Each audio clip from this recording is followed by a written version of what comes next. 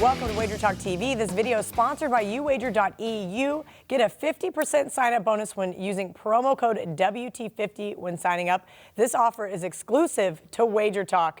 All right, guys, it's Final Four, joined by Teddy Covers at Teddy_Covers, Marco D'Angelo at Marco in Vegas. Michigan State, my pot-committed team. I love them. They're going to make me a ton of money. It looks like it anyway. I'm so close. I've already secured a couple of brackets, but I've got a couple left that if Sparty wins it all, it's good. And even the one I put Duke in, I still have a chance to win it, depending on if Virginia actually wins it or not. So lots of exciting stuff going on with Sparty. I feel like I should just sit back and not bet this game and just cheer for the Spartans to win. But I know, Teddy, you have an opinion on this game. Well, maybe you want to hedge. Ah, okay. Look, when you look at this game at first glance, you're like, here it is, Tom Izzo and the Michigan State Spartans, and who the F is Texas Tech, you know? And well, I know who Texas Tech is because I follow the Big 12. Sure, but they're not a program that's been on the national stage. They're not a program that goes to Final Fours. Chris Beard is not a coach that people know the way everyone knows Tom Izzo. Correct. And there's a sense of the Red Raiders, not they're imposters, but that this is about as far as teams like Texas Tech go, and teams like Michigan State find ways to survive and advance. So I look on Ken Palm. That's where I get all my basketball numbers because it saves me a ton of time. Sure. When I saw that Michigan State was -1, I said, whoa, that's like a big circle. There's a ton of respect for Texas Tech in the betting marketplace. Make no mistake about it. A ton of respect. And it's all based on their statistical profile, which has been remarkable, particularly on the defensive side of the basketball. See, that's how much you're used to talking about Texas Tech during basketball season. Exactly. Because they're much more of a football team. That's a great point. Nice save. No, it's so true, though. No, I saw Patrick Mahomes tweet the other day, and he's so excited to go to the Final Four. And I was like, oh, yeah, Patrick Mahomes is the quarterback there. Duh. I was like, why does he care? Yeah, total blonde moment. You forget, you have to dump things out of your memory as soon as football season's over, and that's where I'm at, Marco, okay? Basketball season's almost over. It's time for just a full refresh, okay? Let's talk about this game. This is an interesting dynamic, right? Because Teddy mentioned maybe the public perception. But the actual math that breaks down, what did you make Michigan State? I thought Michigan State would be a favorite. Not as high as it is. Really? But I still thought Michigan State would be a favorite. Yes, Texas Tech beat Gonzaga. That's the big key that people are going to look at. And they have had, of the 4 teams that are left, Texas Tech has been the most impressive, where they didn't have that game where, oh, they're lucky that they got by, or it was a coin flip game at the end. They were dominant in their games. Gonzaga was pretty tight. But it was tight. There was a pretty key screw-up in that game by the Zags that allowed the Red Raiders to pull away late. They did, but it happened.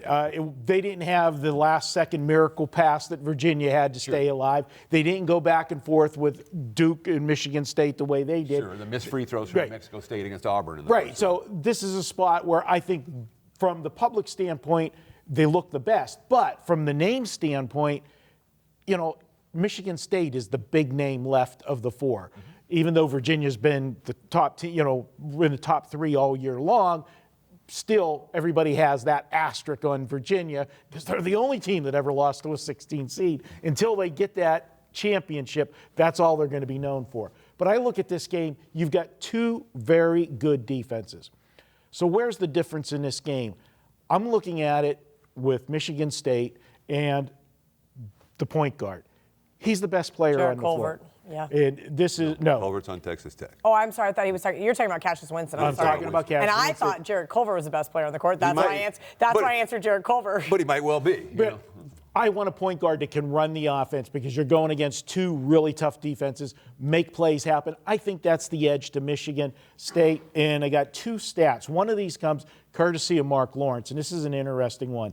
Teams who beat a number 1 seed, which Texas Tech knocked off Gonzaga, in the Elite 8 round are only 1-12 straight up, 1-11-1 against the spread if they head into the Final Four riding a 3-game against the spread streak. This goes back to 1992. It's only happened how many times? 13 times. But you're looking at a stat of 1-11-1 against the spread. Sure, that's good. I mean, that stat's not going to move me on or off a game. It's happened. It's not like But it's a great talking point, Marco. Sure. Oh yeah. I mean, there's a really good trend to bet against teams that just won back-to-back as underdogs in the Sweet 16 and Elite 8.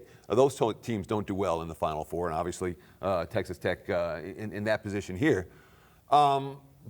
even it does feel like Sparty is the team to beat, out of this duo, and yet it also feels like a tight game, man. I feel like this is a very tight game. When you think about what we just saw, and you don't want to put too much emphasis on what we just saw, but in the Elite Eight, one favorite covered. It was Virginia. It was the single worst beat of 2019.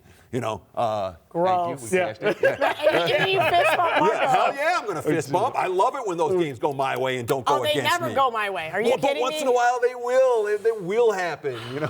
I was not on Purdue. I will say that. So it wasn't all bad. But I felt really bad for the people in the room that had Purdue tickets, and I was like, of course, that's the one. But that's the only favorite that covered last weekend. It's not like this is a time of that it's easy to be laying points in college hoops right now. These teams are tight. So I do lean Michigan State. I feel like it's going to be a close game. Surprised this total's as high as it is. I'll leave it at that.